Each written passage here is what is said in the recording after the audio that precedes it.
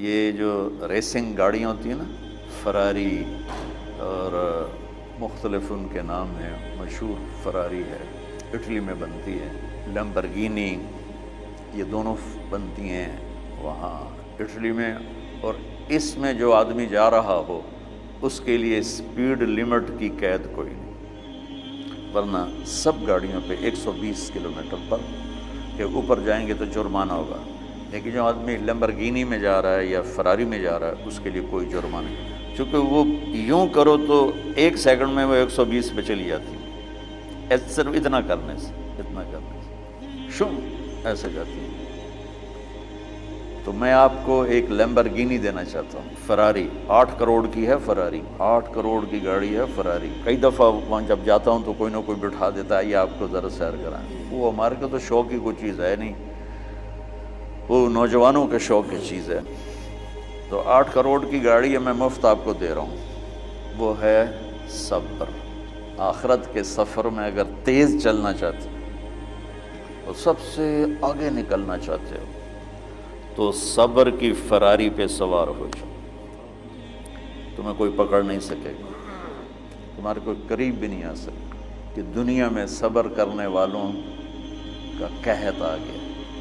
بڑے بڑے علماء ہیں اخلاق سے خالی، بڑے بڑے علماء ہیں صبر جانتے ہی نہیں، پورا معاشرہ سر علماء، تم کل کے علماء ہو اس لیے علماء کی بات کر رہا ہوں، ورنہ پورا معاشرہ میرے بچوں صبر سے خالی ہے۔ دیکھو میری ایک بات سنو، علم کی کمی ہو تو اچھے اخلاق اس کو چھپا دیتے ہیں، اخلاق کی کمی ہو تو بڑے سے بڑا علم بھی اسے چھپا نہیں سکتا۔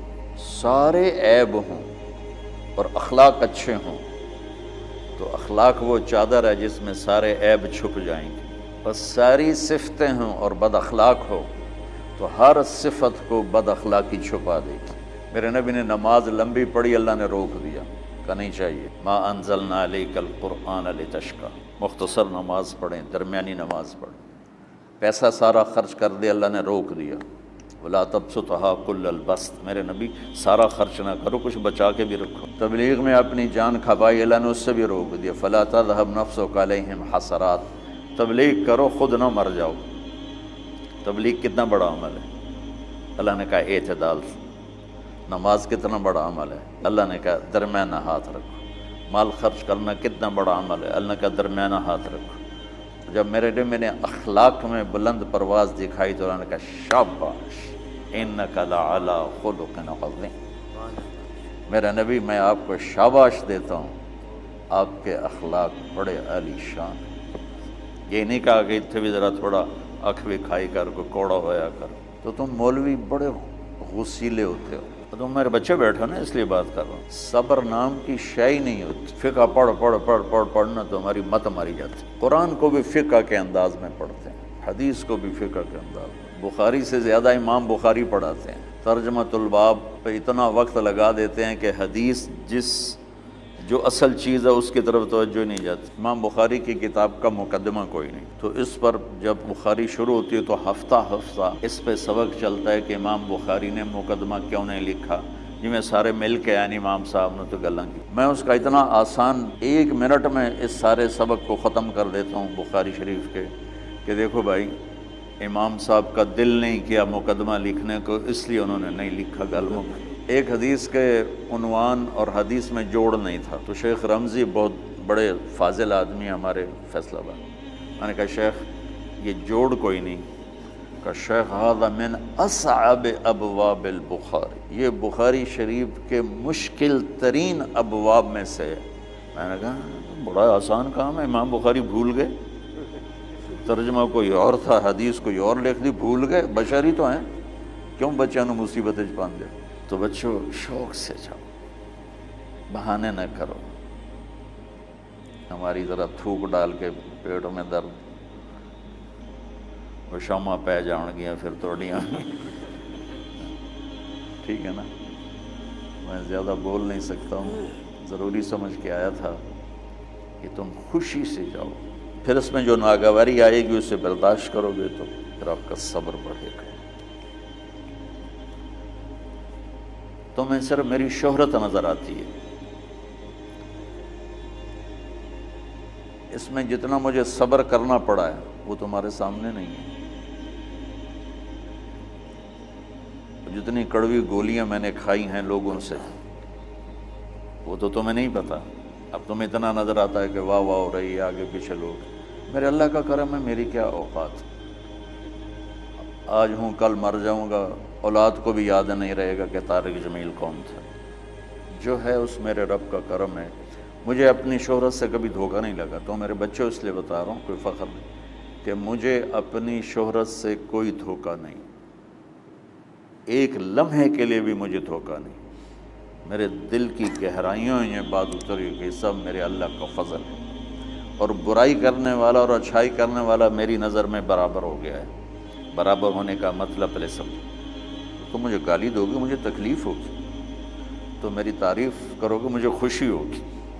इसको बराबरी नहीं कहते, वो तो एक तबीई चीज़ है। ये मैंने हाथ पे अपना ही हाथ मारा तो उसको दर्द हो रहा। तो अगर मैं मौलवी शौकत साहब से बदतमीज़ी से बात करूँगा तो इनको तकलीफ़ होगी, और मैं इनकी कुर्बानियाँ बयान करूँगा। ये ज़रा खड़े हो ना,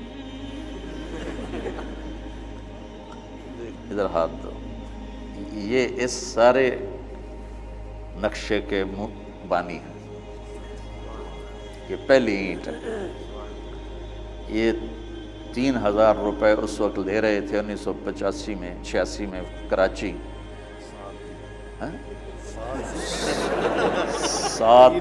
7,000 इनकी तनख्वाह थी, और मैंने इनको तलम्बे में बुलाया 900 रुपये महीने। लोग मेरी तारीफ़ करते हैं, मैं अल्लाह का शुक्र अदा करता हूँ, और उस पे मैं तकब्बुर में नहीं आता। ये है मदा और ज़म बराबर हो जाए, यानी तारीफ़ करना और बुराई करना बराबर हो जाने का मतलब ये नहीं है कि बुराई करना सुन के असर नहीं होता और तारीफ़ सुन के असर नहीं होता। नहीं, बराबर होने का मतलब बता रहा हूँ।